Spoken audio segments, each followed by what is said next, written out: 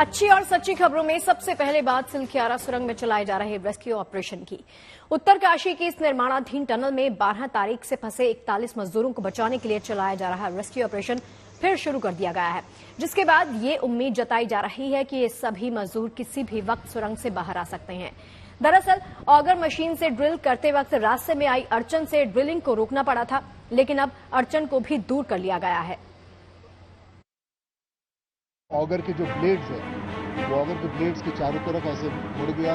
Auger के blades भी हमारे डैमेज हुए। उत्तरकाशी की सिलखियारा सुरंग में चलाया जा रहा रेस्क्यू ऑपरेशन जल्द से जल्द पूरा हो और अंदर फंसी सभी 41 जिंदगियों को सकुशल बाहर निकाला जा सके।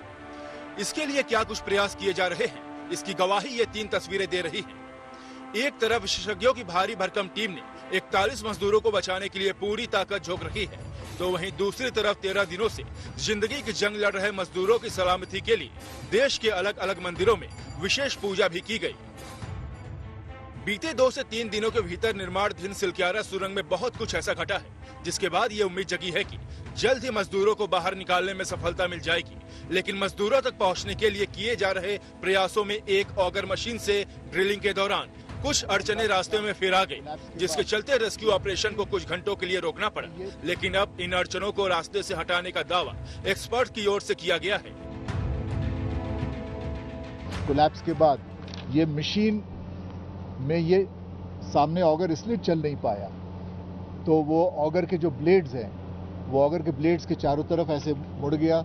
ऑगर के ब्लेड्स भी हमारे डैमेज हुए और इसलिए हमें वापस ऑगर को वापस लाना पड़ा। ऑगर के ब्लेड्स को हमने रिपेयर किए हैं। अभी जो साफ सफाई करनी थी, ये बच्चे अंदर गए और इन्होंने क्लीन किया उधर का, साफ का कोई और गर्डर या कोई और इस तरह की मेटल ना हो, ये चेक किया। मौजूदा हालात का आकलन करने के बाद ये संभावना जताई जा रही है कि ऑगर मशीन से किया जा रहा ड्रिलिंग का काम किसी भी वक्त पूरा हो सकता है। ऐसे में एनडीआरएफ की टीम ने आज पाइप के रास्ते मजदूरों को बाहर निकालने के लिए सफल मॉक ड्रिल भी की। इस ड्रिल में स्ट्रेचर पर लेटे एक जवान को रस्सी के जरिए बाहर निकालने की तैयारी को परखा गया, जो पूरी तरह से सफल रहा।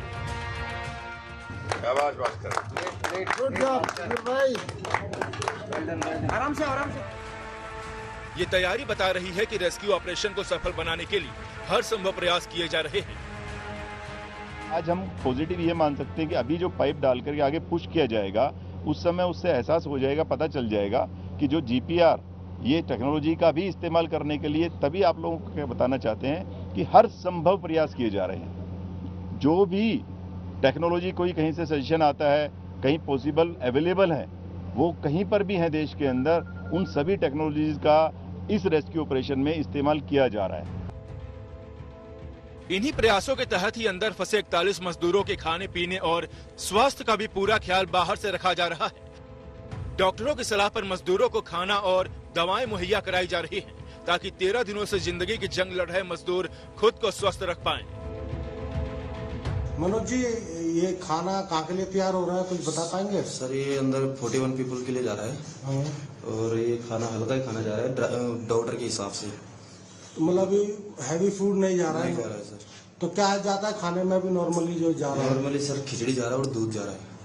अच्छा, मतलब सुबह शाम यही चीज है, चेंज हो जाता है? चेंज नहीं हो रहा है सर अभी डॉक्टर के हिसाब से। तो बोल रहे कि हल्का ही खाना दिया जाए, ज्यादा मसाला ये चीज न यूज किया जाए इसमें। ऐसा क्यों बोला डॉक्टर ने? सादा खाना जा रहा है सर।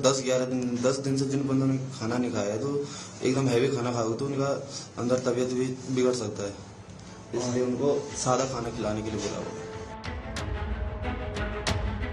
12 तारीख को हादसा होने के बाद से ही 41 जिंदगियों को बचाने के लिए देश की टॉप सरकारी और प्राइवेट एजेंसियों के साथ विदेशी एक्सपर्ट भी दिन रात जुटे हुए हैं। ये लोग मजदूरों को सही सलामत बाहर निकालने के लिए हर संभावित विकल्प पर काम कर रहे हैं, जिसकी वजह से रेस्क्यू टीम मजदूरों के बेहद करीब पहुंच चुकी है और ये उम्मीद जताई जा रही है कि अगर सब कुछ ठीक रहा तो जल्द ही टनल में फंसे ये 41 मजदूर बाहर होंगे।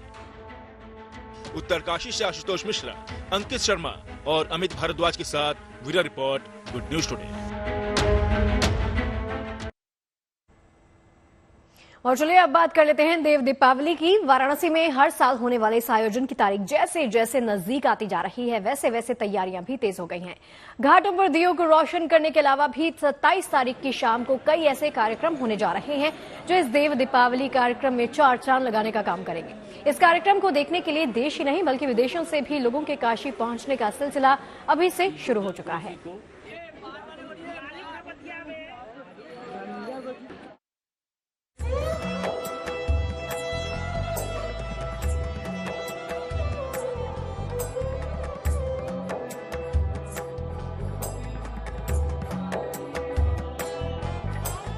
बाबा विश्वनाथ की नगरी के इन पवित्र गंगा घाटों पर होने वाली देव दीपावली की तारीख नजदीक आते ही काशी के चप्पे चप्पे को जगमगाने की कोशिश तेज कर दी गई है। चाहे घाटों को सजाना संवारना हो या फिर शहर को निखारना हो, देव दीपावली के आयोजन को सफल बनाने के लिए कोई कोर कसर नहीं छोड़ी जा रही। वाराणसी से आई तैयारियों की ये तस्वीरें तो महज एक ट्रेलर है कि इस साल का देव दीपावली कार्यक्रम कितना भव्य और दिव्य होने जा रहा है। काशी में देव दीपावली इस बार बहुत ही अनूठी और खास होने वाली है, जिसकी औपचारिक शुरुआत आज गंगा महोत्सव से हो चुकी है। लगभग 12 लाख दीपक से न केवल काशी के 85 घाट सजाए जाएंगे बल्कि उन 12 लाख दीपकों में मिट्टी के 11 लाख दीपकों के अलावा 1 लाख गोबर से बने दीपक का भी इस्तेमाल किया जाएगा, जो शहर के अलग अलग मंदिरों, मठों, सरकारी इमारतों, स्मारकों पर भी सजाए जाएंगे। बताया जा रहा है कि 27 नवंबर को देव दीपावली के मौके पर घाटों के किनारे और पूरे शहर में करीब 12 लाख दियों को रोशन किया जाएगा।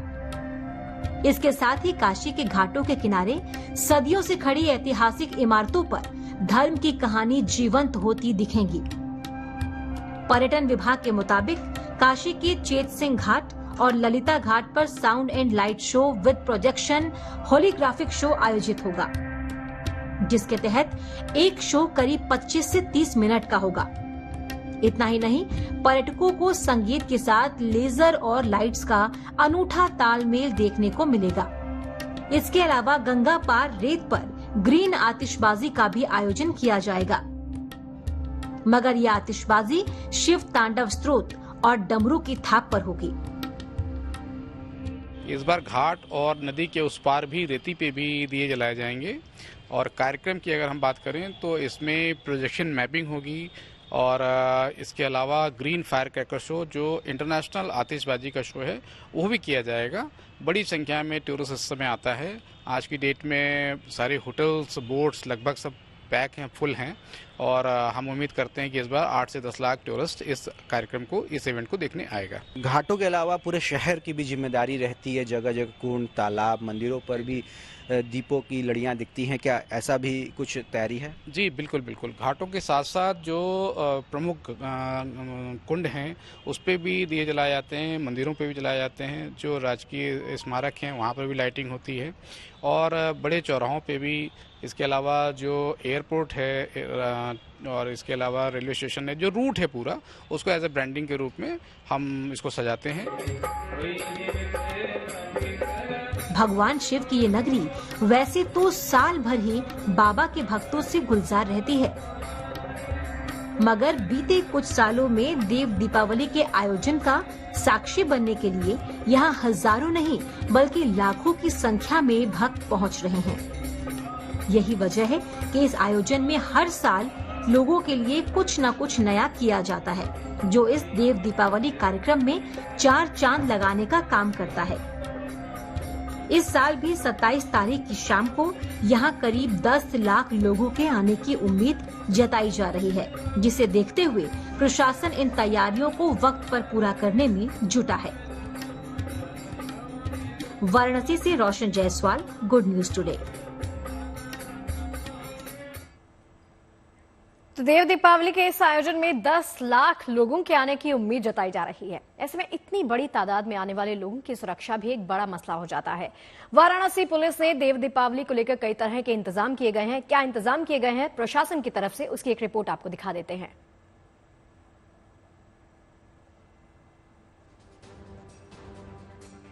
किस तरह की तैयारी है और किस तरह निगरानी रखी जाएगी, लोगों को सुरक्षित किया जाएगा। देव दीपावली के संबंध में काफ़ी दिनों से तैयारियां की जा रही हैं।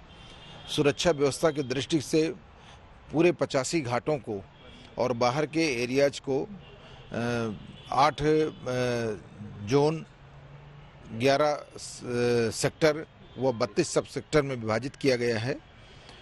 सभी में एडिशनल एसपी रैंक के, डिप्टी एसपी रैंक के अधिकारियों की तैनाती की जा रही है। जल पुलिस के संबंध में जो है हमारी एनडीआरएफ की टीम, रिवर पुलिस की टीम और पीएसी की टीम तैनात रहेंगी। जितने भी नाविक गण हैं उन सबकी मीटिंग करके एडवाइजरी उनको दे दी गई है, नोटिस भी दी गई है, जिससे कि वो जल पुलिस के जितने भी नियम हैं उनका पालन कर सकें। जल बैरिकेटिंग की व्यवस्था की जा रही है। गहरे जल के संबंध में बोर्ड लगाए जा रहे हैं। पर्याप्त लाइट की व्यवस्था की गई है। इसके अतिरिक्त जो है हमारे सीसीटीवी कैमरे सभी घाटों पर लगाए गए हैं और इनकी अनुश्रवण की कार्रवाई जो है कमांड सेंटर से की जाएगी। ट्रैफिक डाइवर्जन प्लान बनाया गया है। साथ ही साथ पार्किंग की व्यवस्था की गई है। विशेष रूप से जहां जो है अधिक भीड़ का दबाव रहता है वहां कंटीजेंसी प्लान भी बनाया गया है। पूरे जो है देव दीपावली क्षेत्र में 7 एकीकृत जो है सहायता केंद्र बनाए गए हैं, जिस पर जो है विभिन्न विभागों के अधिकारी तैनात रहेंगे। और चलिए अब बात भगवान राम की नगरी अयोध्या की कर लेते हैं, जहां पर राम मंदिर के निर्माण के अलावा राम जन्मभूमि के कायाकल्प की कोशिशें भी लगातार चलती जा रही हैं। इन कोशिशों के तहत ही अयोध्या नगरी को सजाने और संवारने का काम भी किया जा रहा है। भारत के सबसे लोकप्रिय धार्मिक पर्यटन स्थल बनने की राह पर चल रही अयोध्या में कई परियोजनाएं अपने अंतिम चरण में चल रही हैं, जिनमें 5 प्रोजेक्ट खास है, जिनमें रामनगर की तस्वीर बदल जाएगी। इन 5 प्रोजेक्ट्स में रेलवे स्टेशन का पुनर्विकास शामिल होगा। अंतर्राष्ट्रीय हवाई अड्डे पर बनने वाले विकास कार्य भी आपको दिखाएंगे और तमाम तस्वीरें आपके सामने होंगी। इसके अलावा अयोध्या बाईपास का निर्माण भी शामिल होगा। सभी मार्गों का चौड़ीकरण भी इसमें शामिल है। इसके अलावा राम पथ, जन्मभूमि पथ और भक्ति पथ का निर्माण कार्य भी तेजी के साथ चलता जा रहा है। अभी से अंदाजा देखिए लगाया जा रहा है कि 22 जनवरी को राम मंदिर के गर्भगृह में रामलला की प्राण प्रतिष्ठा के बाद हर साल करीब 10 करोड़ पर्यटक यहां पर आएंगे। ऐसे में देश के बड़े बड़े होटल कारोबारियों की नजर भी अयोध्या नगरी पर यानी अयोध्या के विकास पर जाकर टिक गई है। ताज समेत अभी तक 26 होटल्स के निर्माण को इजाजत मिल चुकी है। इतने बड़े पैमाने पर चल रहे निर्माण की वजह से जलवायु परिवर्तन का खतरा पैदा ना हो, तापमान में किसी तरह की बढ़ोतरी ना हो, इसके लिए अभी से पुख्ता तैयारी भी की जा रही है। यानी अयोध्या के विकास के साथ पर्यावरण संरक्षण की भी तमाम कोशिशें अभी से जारी हो गई हैं। अयोध्या में चल रहे 32,000 करोड़ से ज्यादा प्रोजेक्ट के मौसम पर क्या असर पड़ेगा, इसको समझने के लिए हीट मैपिंग का भी सहारा लिया जाएगा। इसके लिए अब्दुल कलाम टेक्निकल यूनिवर्सिटी यानी AKTU की faculty of architecture and planning इस मामले के विशेषज्ञ और बेल्जियम संस्था वीटो के साथ मिलकर हीट मैपिंग भी करने वाली है। और चलिए आपको समझाते हैं कि होने कैसे वाला है। 2 आयामी डाटा जो है वो विजुअलाइजेशन तकनीक के जरिए अयोध्या के अलग अलग हिस्सों में तापमान की जानकारी को जुटाया जाएगा। हीट मैपिंग तकनीक जो है इसकी मदद से, इसकी सहायता से इन इलाकों के तापमान को समझने में काफी हद तक सहायता भी मिल जाएगी। जहां पर इंफ्रास्ट्रक्चर डेवलपमेंट के लिए बड़े पैमाने पर निर्माण हो रहा है, इन इलाकों में कंस्ट्रक्शन की वजह से बढ़ने वाले तापमान पर काबू पाने में काफी हद तक सहायता मिलेगी। साथ ही साथ यानी हीट मैपिंग के जरिए जो डाटा जुटाया जाएगा उससे ये पता चल जाएगा कि अयोध्या का कौन सा हिस्सा कितना गर्म चल रहा है। उसी डाटा के जरिए निर्माण के दौरान होने वाले कार्बन उत्सर्जन को कम करने की योजना बनाई जाएगी, ताकि अयोध्या वासियों को गर्मी से भी जल्द से जल्द राहत मिल सके। दरअसल अयोध्या में राम मंदिर के तैयार होने के बाद श्रद्धालुओं और पर्यटकों की संख्या कई गुना बढ़ जाएगी। उससे भी कार्बन उत्सर्जन बढ़ेगा, जो फिर गर्मी बढ़ाने के लिए किसी न किसी हद तक जिम्मेदार जरूर होगा। रामनगरी अयोध्या में भव्य और दिव्य राम मंदिर का निर्माण तेजी से चल रहा है, तो वहीं पर रामनगरी की प्लानिंग और हीट मैपिंग का काम भी शुरू हो रहा है और इसको AKTU की department of architecture and planning कर रही है। और उसके लिए हमारे साथ बात करने के लिए प्रोफेसर वंदना सहगल हैं, जो डीन और प्रिंसिपल हैं। मैम, ये जो काम है हीट मैपिंग का, ये क्या एग्जैक्टली है और वो कितना इम्पोर्टेंट है? तो जो हमारी नई सिटीज़ बन रही हैं, और क्योंकि हमने सब जान रहे हैं कि क्लाइमेट चेंज हो रहा है और तापमान बढ़ रहा है, तो उससे क्या हो रहा है कि जो हमारे डेंस एरियाज़ हैं वो ज़्यादा गर्म हो जाते हैं, और जो साल में हमारे होते हैं कि 3 दिन होते हैं, 4 दिन होते हैं जब हम बिल्कुल बाहर नहीं निकल पाते हैं, इतनी ज़्यादा एक्सट्रीम हीट होती है with of course humidity which we are always saying.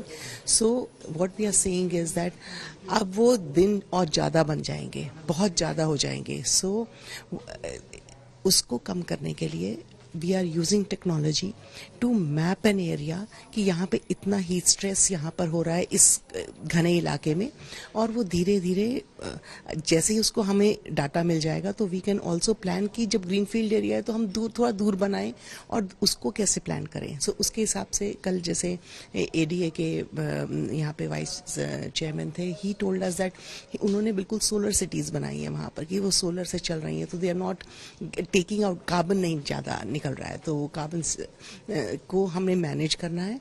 And so it is just a method to pre plan and by using technology, as simple as that. Devuthani Ekadashi के दिन से शादी का मौसम भी शुरू हो गया है. इसी के साथ ही सड़कों पर दिखने लगे हैं बैंड बाजा बारात. देश में जगह जगह शादी की शहनाइयां बज रही हैं. ऐसे में कारोबारियों को भी इस वेडिंग सीजन में बम्पर बिक्री की पूरी उम्मीद बन गई है.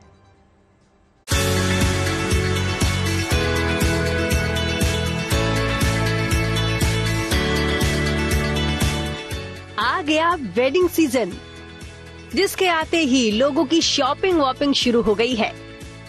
शादी में हर चीज परफेक्ट हो, अपनी सहूलियत के अनुसार बजट तय होता है. इन खर्चों में गहने, कपड़े, शादी का जोड़ा और बैंक्वेट हॉल प्रायोरिटी में होता है. शादियों के सीजन में कितना बूम होता है, क्या तैयारियां होती है, और कैसे एक बैंक्वेट हॉल आते ही जो दूल्हा और दुल्हन का परिवार होता है उन्हें कहते हैं हर मर्ज की दवा उन्हें एक बैंक्वेट हॉल में मिल जाती है. अमरजीत जी, ये बताइए, पहले की शादियों में और अब की शादियों में बहुत बदलाव आया है. बहुत ज्यादा. अब पहले ये होता था कि आपको हर चीज का अलग अलग जगह से अरेंजमेंट करने पड़ते थे. लाइट वाला अलग, खाने वाला अलग, टेंट वाला अलग. अब बैंक्वेट हॉल के अंदर आपको एकोमोडेशन मिलती है. आते ही रूम, आपको ब्रेकफास्ट सर्व करते हैं, उसके बाद आपको डिनर करा के आपको विदा करते हैं. बैंक्वेट हॉल के अंदर इवेंट से लेके आपको each and everything, her services आपको यहाँ पे मिलती है, चाहे वो लड़की वालों का परिवार हो या लड़के वालों का. हमारी लैंग्वेज में ग्रूम और ब्राइड बोलते हैं. इस साल वेडिंग सीजन में 38 लाख शादी होने की संभावना जताई गई है. ऐसे में एक से बढ़कर एक बैंक्वेट हॉल और वेडिंग प्लानर की बुकिंग पर लोग अच्छा खासा खर्च भी कर रहे हैं. इनकी रिक्वायरमेंट्स होती है, वो बैंक्वेट हॉल इसको फुलफिल करता है. बैंक्वेट हॉल इसको सर्विसेज में शामिल करता है और वो हर चीज को करा के देता है जो आपको रिक्वायर्ड है. अच्छा, यहाँ जहाँ हम अभी मौजूद हैं, यहाँ एक साथ कितने लोग शादी में शामिल हो सकते हैं? यहाँ पे 500-600 लोग आते हैं और एकदम खुला आके बैठते हैं और बैठ के एक एक चीज को एंजॉय करते हैं. शादी के सायों के बीच व्यापारियों की माने तो इस बार शादियों का सीजन खरीदारी के मामले में पुराने सभी रिकॉर्ड्स तोड़ेगा.